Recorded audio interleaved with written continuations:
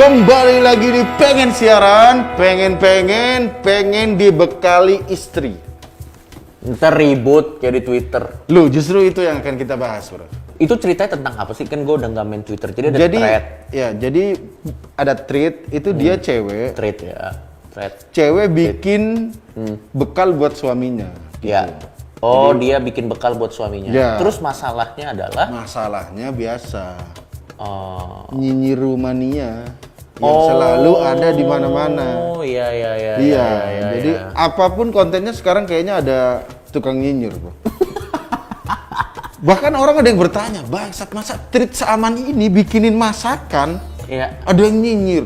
Bekal buat suami hari ini, semoga bisa jadi referensi masak. Ya. Jadi ada cewek posting bekal makanan buat suaminya gitu. Dan bermacam-macam. Ya. Terus ada yang nyinyir. I don't think anybody should be nice to men.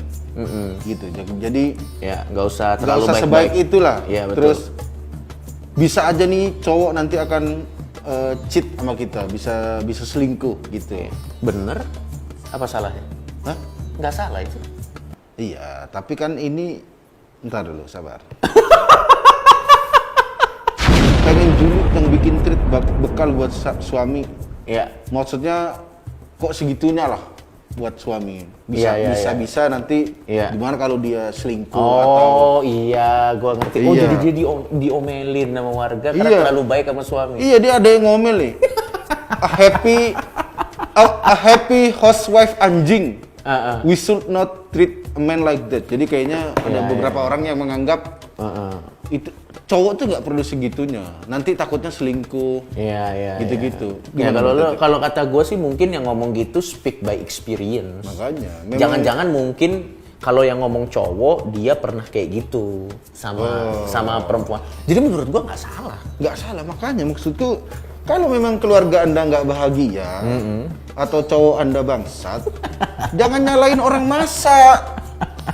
Loh, dia marah kan pasti happy wife anjing katanya. Dia kita nggak harus gitulah ke cowok. Mungkin dia cowoknya bangsat, mungkin dia. Ya kalau dia seneng sih terserah sih. Hah? Kalau dia seneng bikin kayak gitu ke laki-laki ya nggak apa-apa. Nah, iya, itu kan dia ngomong ini kan cara gua ngerti kenapa banyak yang sebel. Kenapa? Karena seolah-olah dengan seperti itu cewek ini nggak equal sama cowok. Jadi cewek ini kayak servantnya cowok. Itu pasti ada feminis tuh yang protes.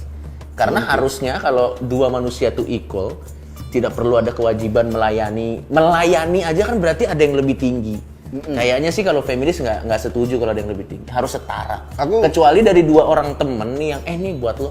Kalau itu oke. Karena itu adalah pemberian yang equal. Ya? Tapi kalau itu kan serve itu kan no question allowed. Mungkin itu kali yang. Tapi kan pertama kita nggak tahu background keluarga ini. Makanya gini. Siapa tahu si istrinya seneng nggak sih itu ya nggak apa-apa. Saya yakin istrinya bisa masak sebanyak itu, sekomplek itu ya karena suaminya kerja bangsat. Dia karena kerja keras melihat suamiku, akhirnya dibekali sebagai rasa dukungan gitu. Iya, di kantor itu bekalnya dibuang atau dikasih sama cewek lain nggak tahu ya, kita nggak tahu. Tapi kan bukan itu yang jadi bahas pembicaraan. Iya, tapi banyak yang bilang kayak bisa nih jadi inspirasi gitu buat ya, suami. Kalau Anda mau bekalin buat suaminya, pertama yang harus Anda pastikan Anda punya suami. Ya, karena kalau tidak aneh sekali. Yang kedua, mungkin Anda catering. Iya. Ya, kalau tidak punya suami Anda bikin gitu. Untuk siapa ini? Untuk siapa? Ya mungkin Anda catering ya, kita tidak tahu ya. Yang kedua, pastikan suami Anda punya kerja. Betul. Udah masak-masak buat nongkrong suaminya kan? Betul, ya itu betul ya. Gitu. Pertama punya suami dulu, udah kerja, dan yang ketiga pastikan suami Anda itu suami yang setia. Iya, itu juga. Ya supaya makanan Anda kan gini. Jujur Slim. Iya. Kita pernah lihat pakai mata kepala kita sendiri, cowok-cowok yang dikasih bekal sama istrinya nggak dimakan. Ada yang begitu. Bukan banyak, dibuang. Malah selingkuh. Itu fakta loh. Jadi nggak apa-apa istri bikin bekal untuk suaminya, it's okay. Tapi ya jangan naif dengan berharap bekal ini akan membuat suamiku lebih cinta. Tidak. Kecuali di bekal Anda dikasih chip. Jadi Atau kalau susu. Dikasih susu. Atau apa sih pelet? Keris kecil segini nih. Jadi di lemper, suami Anda makan lemper isi keris. Kalau selingkuh keluar dari perut. Itu baru. Tapi sebenarnya Insya. emang bebas-bebas aja dia mau masak apa, mau suka-suka dia. Makanya sekarang, tapi orang akan begini Coki, kan ini orang bebas bikin tweet, Iya. bebas juga ngomentarin. Bebas. Ya freedom of speech. Tapi Freedom of menurutku speech. terlalu Enggak, karena dia kayaknya yang komentar negatif tuh dendam sama relationship kayaknya. kayaknya relationship-nya berantakan. Tapi maksudnya kan kalau relationship Anda berantakan, nggak semua relationship orang lain seperti relationship Anda dong. Makanya. Jadi ya santai aja udah. Dan dia cuma masak buat suaminya. Bukan ada tendensi, hey lihatlah aku keluarga bahagia. Tidak seperti Anda yang cerai-cerai. Suaminya KDRT. Nggak ada tendensi begitu bro. Itu loh masih banyak Iya, ini, mungkin ya. mungkin dianggap ya udahlah. Namanya Twitter bebas-bebas aja. Dan buat para istri juga, ini penting juga. Pastikan Anda kalau bikin bekal itu yang enak buat suami. Betul, karena Jangan aku ingin seperti di Twitter. Kalau Anda masak nasi aja gosong, ya kan? Betul, Nggak betul. usah buat bekal suami. karena gini, kalau bekalnya enak, suami akan menanti-nantikan. Dan itu jadi sumber semangat untuk suami. Ya, Kalau bekalnya tidak enak, pertama itu jadi siksaan dan suami dipaksa berbohong. Gimana makanannya enak? Kalau aku jujur aku kasih kucing, apa aku hantu besok? loh kasihan Pak. Kucing aja belum tentu makan loh. Kucing kan? Saking nggak enaknya. Begitu kucing lihat, kabur! Kucingnya kabur. Jadi betul kata Muslim, bekal boleh, niat baik boleh, Iya. tapi kalau bisa enak. Iya. Iya betul. Yaudah. Ya kalau nggak bisa udahlah ngakuin aja GoFood dah langsung lebih aman. Kalau istri pesen GoFood nggak apa-apa kan? Nggak apa-apa. Aku kan biasa istriku masak. Iya. Iya kan? Kalau lagi nggak bisa, Kalau lagi nggak bisa, nggak apa-apa kan? nggak ada kayak di video waktu itu suami pulang, mana masakannya? Udah nggak bisa lagi kayak gitu Pak. Yang wajar-wajar aja. Iya, istriku nggak masak. Ya udah, misalnya dia capek, ya kan? Ya udah, tinggal GoFood. Gitu. Kita pesen GoFood juga orangnya udah tahu, istrinya nggak masak ya. Udah tahu. Ya udah Coki, langsung Coki.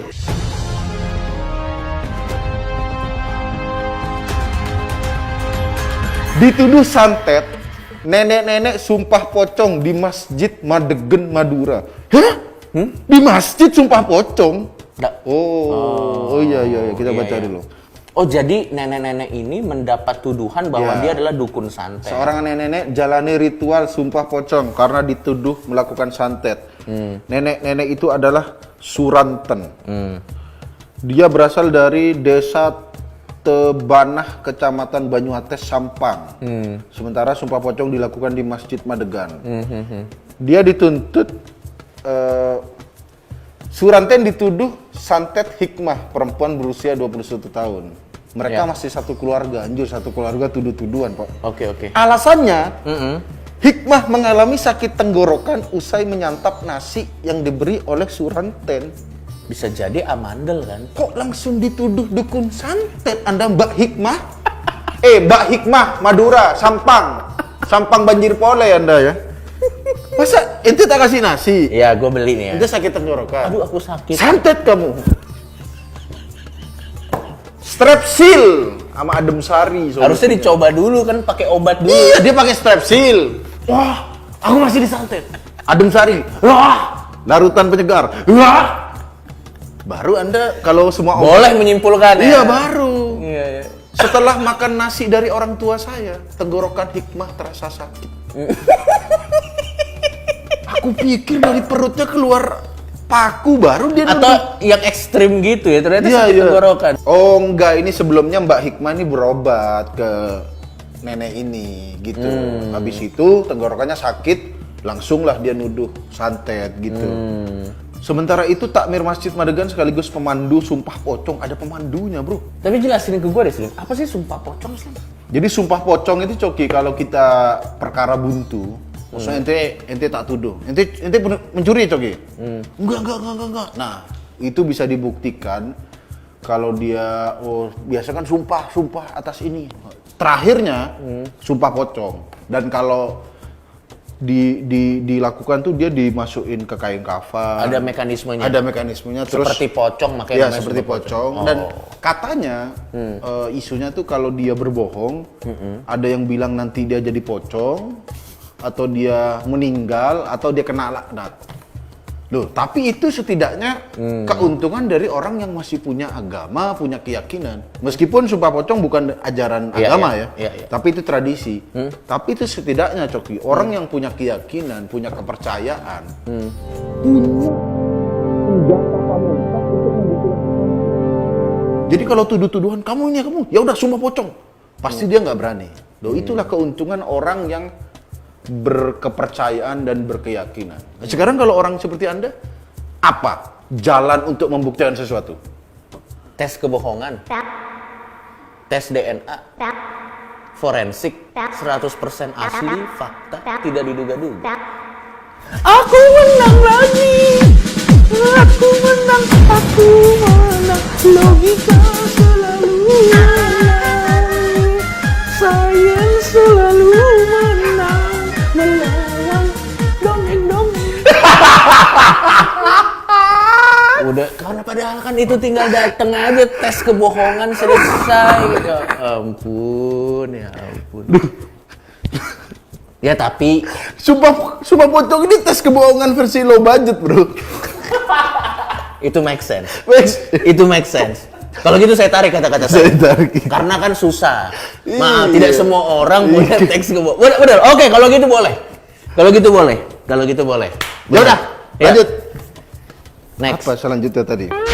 Ya udah kalau gitu segini aja pengen siaran kali ini. Pengen sumpah pocong.